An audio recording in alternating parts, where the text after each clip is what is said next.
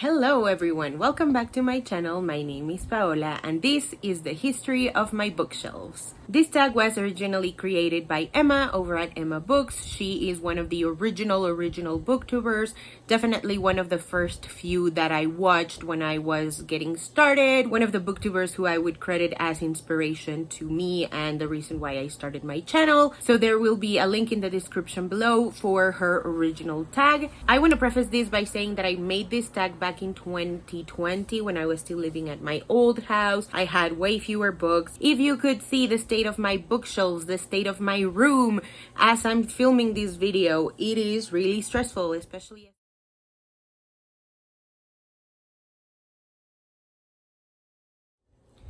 So yeah, I have way more books now. A lot has changed since 2020, including my reading taste, the kind of books that I reach towards based on other people's opinions versus what I'm interested in. So I kind of want to put all of that together with this tag. Question number 1, what is the oldest book on your shelf? I have two answers for this. Number 1 would be one of the books in my grandpa's collections, but the one that I personally have owned the longest, the one that has stuck with me for the longest time, would be Percy Jackson and the Olympians, book number 1, The Lightning Thief by Rick Riordan. This I'm assuming a lot of people already know what's about, so I'm not going to explain. It's just Greek mythology, retelling, dyslexia, and ADHD representation. And I won this one at a writing contest back when I was 16 years old, I want to say. There were 5 places and I won 5th, and I was just so ecstatic. It was one of the first few instances where I felt validated as a creative, and I don't know, I really love keeping this as a token of what writing means to me and what writing has done for me. Question number 2 is basically just mentioning a book for every year that you've read, as further away as you want to go. And I want to take it back to 2017, which is the year that I joined BookTube officially, both in terms of me participating in readathons and in making videos. So 2017, the book that I want to shout out is Juniper Lemon's Happiness Index by Julie Israel. This is YA, contemporary, hard-hitting. This was the group book for BookTubeathon 2017, and I was unsure about wanting to read this. I think I've told this story before because I was already participating in the biannual Bibliothon, and that group book, Flame in the Mist by Renee Adier, really interested me as well. It was really out of my comfort zone, so I wanted to prioritize that one over anything else on my TBR. But then I read the synopsis of this one, and it said a book that's sure to make you laugh and cry, and I love books that do just that. I read it. It's now one of my favorite books of all time. I am way overdue for a reread, but yes, this is fantastic. It's about friendship, romantic love, platonic love, sibling love, familial love in general. It's about coming of age. It's about what it means to have good intentions, but how that can have poor repercussions in the long run. It is so freaking good. I highly recommend this one. For 2018, I want to shout out History's All You Left to Me by Adam Silvera. This is one that I read for a personal challenge of mine back in 2018. I wanted, I think, 60 or 70% of my reading to be of Latinx authors, and Adam Silvera is Latinx. I read this one on Emma from Emma Books recommendation because she talked about the OCD representation in this, the Puerto Rican representation in this, and how grief and death was handled, and it's just so exquisite. If you've ever thought you've encountered an unlikable main character, you have not met Griffin. He is going through so much, and he is going down a path of self-destruction that is just so infuriating, and at the same time you just can't help but feel protective over him. It is fantastic. I highly recommend this one. I highly recommend all of the books that I'm going to mention, by the way, in this category. So there you go. 2019, To All the Boys I've Loved Before by Jenny Han. This one I read because Jamie over at Jamie's Shelves on Twitter talked about how Peter Kavinsky in the book is way more realistic as a teenager than Peter Kavinsky in the movie. And at the time, I was thinking a lot about teenage boys in media, and if they were anything like the kinds of kids that I grew up with when I was a teenager. I got so interested that I decided to read this, and I can guarantee you this is so worth a shot. I know this is extremely popular. I know that a lot of people and their mother has read this, but in case you haven't read it and you like YA contemporary, you like fake dating, this is the book for you. It's so freaking fantastic. The other two books are so good as well. I know they get a little bit of a bad rep. Not a lot of people like books 2 and 3, but I love them. Lara Jean and Peter Kay are my babies. I will defend them to death. 2020, Tiny Pretty Things by Doniel Clayton and Sona Charaipotra. This is a book that I read pre-pandemic. I read it in February of 2020, and I read it on Emma of Emma Books and Lucy of Lucy Reads Recommendations. This is like dark academia set at a ballet academy, and it talks about drug use, drug abuse, bullying, racism in the arts, body image, and so much more. We follow three main protagonists, June, Beth, and Gigi, and I love this book. This book changed my life in ways I can't even articulate, and I will bring this book up again in a later question just so I can show just how appreciative I am that I have a physical copy of this. It is fantastic. These next couple of books are not on my shelves, but I want to shout them out because they are the ones that I read for my panel over at the Social Distance Book Fest. So I want to, first of all, I want to give a big shout out to the people in charge of the Social Distance Book Fest. So allow me to read off of my notes.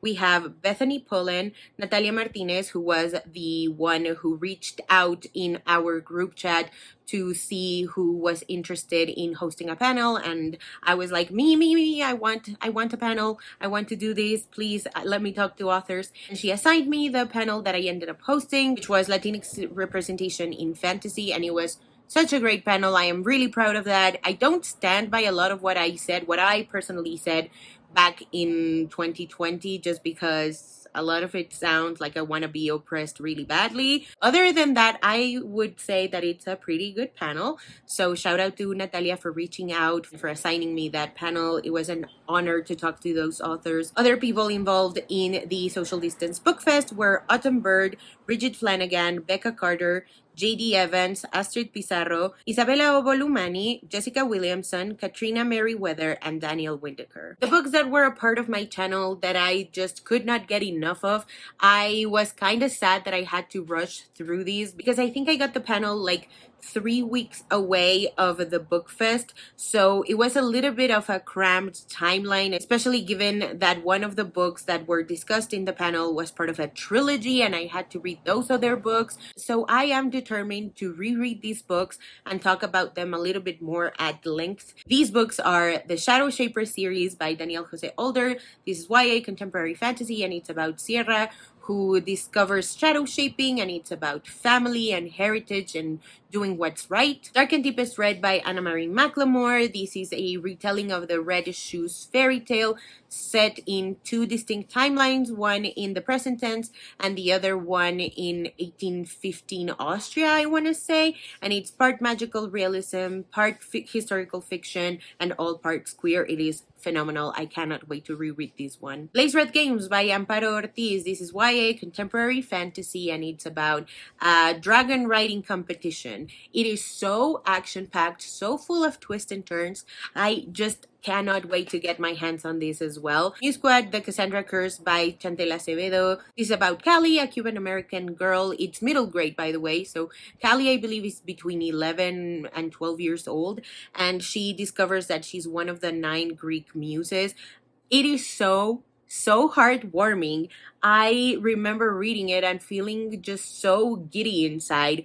I know I've said this about every single book so far, but I really cannot wait to reread this one. And Chantel was the first author that I interviewed just like one-on-one on the channel, so shout out to her. And book number 5 is Incendiary by Zoraida Cordova. This is historical fantasy, and it's about love and revenge. And the last book that I want to shout out that was not part of that panel, but just a stepping stone into me taking these like book advocacy online a lot more seriously, is The Summer of Everything by Julian Winters. This was the first book that I read for a online book blog tour. It's set during the summer between high school and college, and it's about Wes, who is like a comic book nerd who has a really big fat crush on his best friend, and he's also working to save the indie bookstore he works at. 2021, aka the year I fell off because I was so burnt out after all the work that I did in 2020. I was doing interviews, I was doing vlogs, I was doing book tours, I was doing videos like once or twice. Sometimes I think I made 3 videos a week.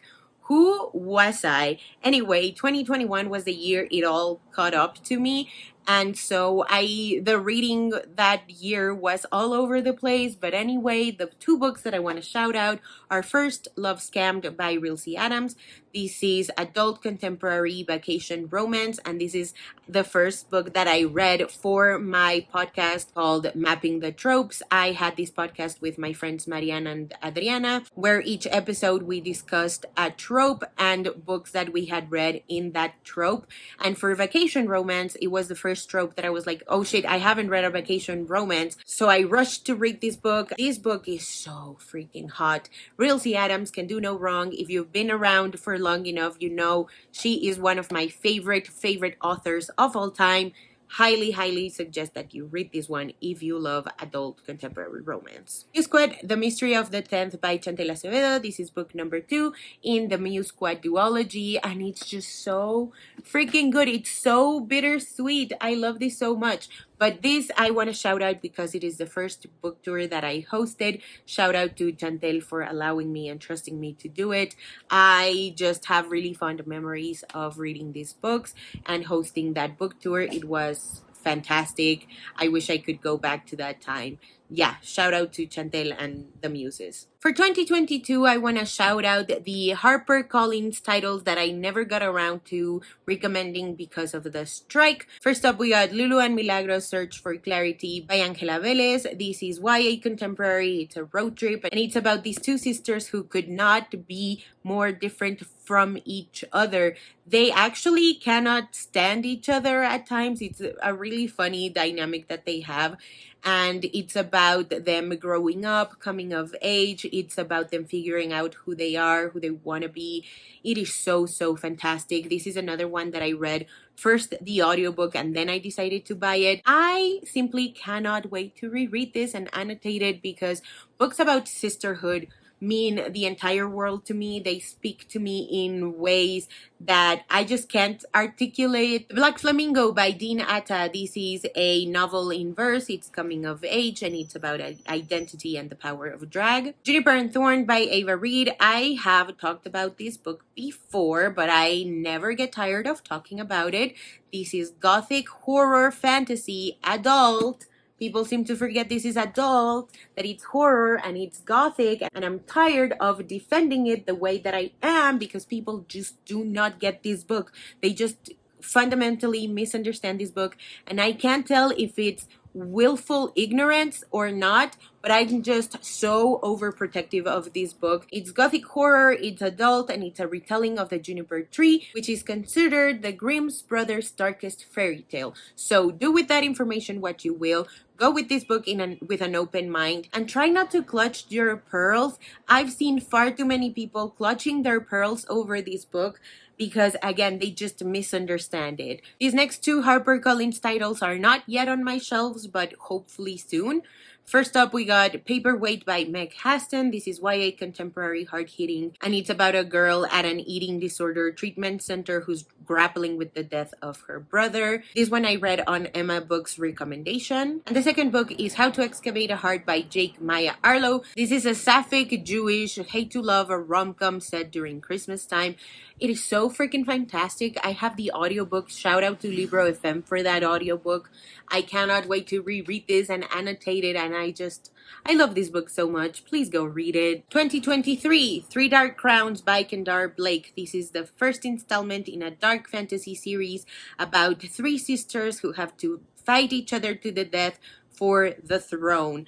I remember this one making the rounds on BookTube when it first came out. And now that I'm a lot more open to read in genres that I've never read before, genres that really intimidate me, such as high fantasy, I decided to start with this one, and it is exquisite. I cannot wait to read the rest of the series.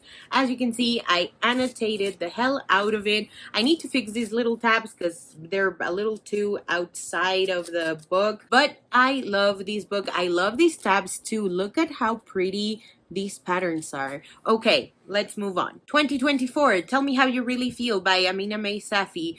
This one, I also remember making the lists for book recommendations, or like books you should look out for in terms of diverse books, queer books by people of color. So I was interested in this from the jump. This is the last book that I finished so far in 2024, and it is YA, contemporary, hate to love, rom-com between a cheerleader and an aspiring filmmaker. The next question is a book you've read more than once.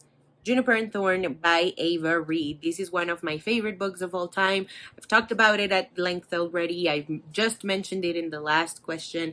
And this is a book that I actually plan to reread every single year. The next question is a book you waited over a year for it to be published. I am unsure if an entire year passed between Ana Mariano announcing It Sounds Like This, not necessarily officially, but just as in a writing project that she was working on and publication. But I am willing to say yes. So I'm going to mention this one, and another one I am certain that I waited over a year for it to come out. But yes, this is It Sounds Like This by Ana Mariano. It is a Snow White contemporary YA retelling, and it is so good. It's about marching band, it's about friendship, it's about coming of age, as always, and it's like a slow burn romance. It is so good. And the one book I am certain I waited over a year for it, and it is because of the pandemic delays. Basically, once 2020 hit, a bunch of books got their publication date pushed because of supply chain issues, and one of those books was Ophelia After All by the one and only Raquel Marie. I remember when Rocky posted that she got an agent when the official Publishers Weekly came out. I am so proud of Rocky. This is one of the best books about coming of age and coming out stories I've read in a really long time. Highly recommend this one. It is just exquisite. Next question, a book you read on vacation / away from home. That is The Black Flamingo by Dean Atta. I read this one when I went to Houston to celebrate Ana Mariano's release for It Sounds Like This. It's so good in verse, really easy, digestible to read, and it's just so good. I love books that are in verse. I love books that talk about drag, that talk about being queer. It's just such a great exploration of sexuality, and please, oh my god, please just listen to me and read this. You won't regret it. Next question, a book you got from somewhere special. So anything that's not from your local bookstore or an online retailer. And for me, that is my grandpa's collection. I already talked a little bit about this. My grandpa passed back in 2020, and my dad was kind enough to give me some of his books that I keep on the other bookshelf. They look really pretty, shown off there. Next question, a book that made you cry. Hands down, Ophelia After All. Like the last third of this book, I was a sobbing mess.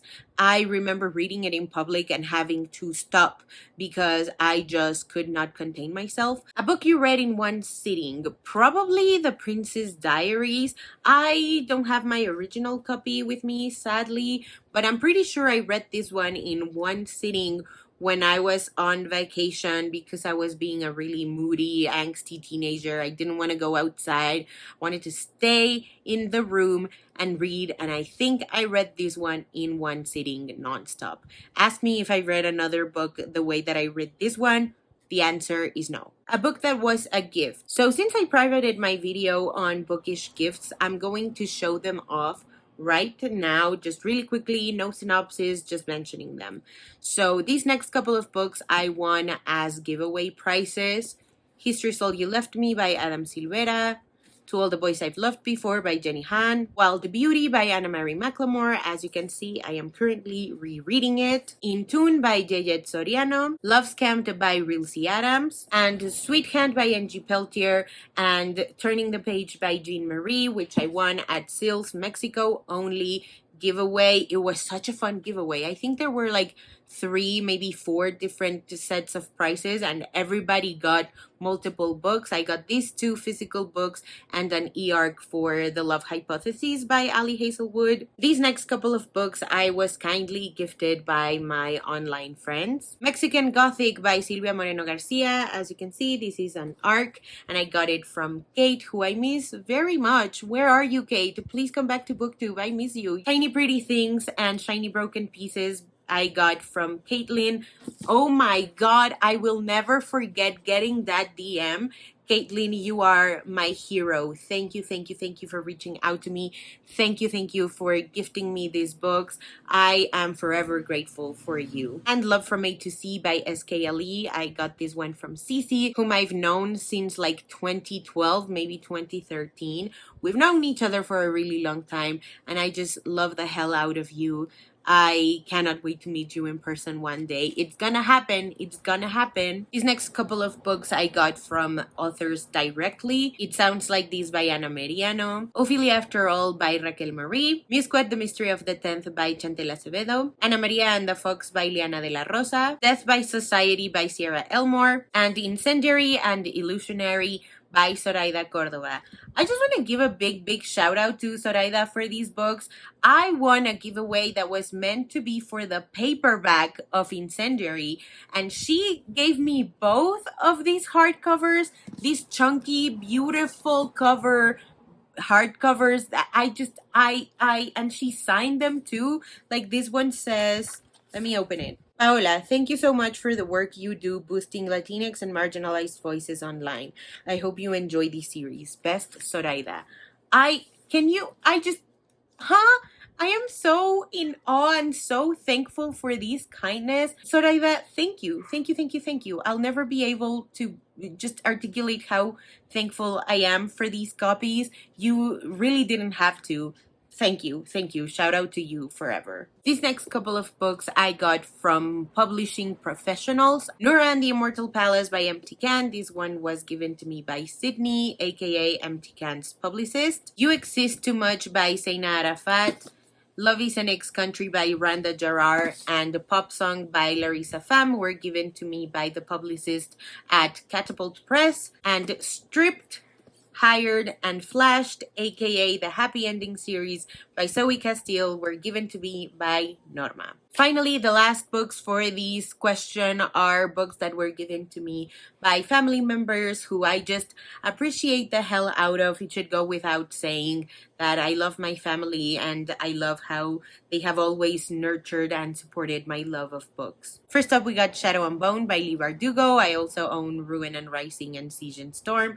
This is the one that I finished, that I've tabbed, that looks the prettiest, so this is the one I'm showing off. La Distancia Entre Nosotros by Reina Grande, Hate to Give by Angie Thomas, Leah on the Offbeat by Becky Albertalli, WTF con el SAT by Paulina Caso, the rest of the Three Dark Crowns series, and These Violent Delights by the one and only Chloe Gong. Next question, a book you read before owning. Private Lessons by Cynthia Salese. I read this one as an ARC, and Candlewick for some reason didn't upload a Kindle file. They uploaded the protected PDF, so I had to read it on my computer, and the file was like about to expire. I had like maybe 4, maybe 5 days to read this, and at the time I was getting fed up with reading digital books only, but I welcomed the challenge just because the premise of this book sounded really interesting, and I read it. I loved it, changed my life. I also interviewed Cynthia Salese, link in the description down below. It was a fantastic interview. I even cried, and Cynthia was extremely cool about it. Just in case you don't know, this is YA, hard-hitting, contemporary, coming of age, and it's about Claire, who wants to be a pianist really badly, and she goes a little bit far away from home to get private lessons from a professor whose approval and affection she's really seeking. So it's about abuse, it's about grooming, and as always, please go into it with an open mind. victims are not a monolith, and Claire is definitely not the perfect victim. Not that anyone is the perfect victim. I think that's a thing that only exists in media, so please don't expect perfection from a 17-year-old fictional girl. I love this book, it changed my life. I am just eternally grateful that I got to read this book. Next question, a book you lent to someone else. So this collection only ever started really growing in 2021. So I wasn't really lending books out, and not a lot of people who I know in real life like to read the way that I do, or the kinds of books that I'm interested in are not necessarily the books that my IRL friends are necessarily interested in. So I haven't really lent out any books. Next question, a book that has been damaged. So obviously not by me, because I got this book at the used bookstore, but definitely The Color Purple. I don't know if you can see just how much Scotch tape I had to add. There's here, here, and then in the back as well. This book was falling apart. It was 10 pesos, so it was like less than $1, but still, it was pretty damaged, and I read it. I already talked about it in another video. So good. Read it, read it, read it. A book you got on sale / discounted. So The Color Purple, The Poetex, and Behold the Dreamers are some of the best gems that I have found at my local used bookstore. Next question, a book you read with someone else, either a buddy read or read with a book club. Wild Beauty by Anna Marie McLemore. I am like a third of the way in, I want to say. That's optimistic, but yeah. I am rereading it with Cande for their Estrella book club. It is meant for like Latinx, fantasy, sci-fi, magical realism. This is the book for March. I am way overdue with it.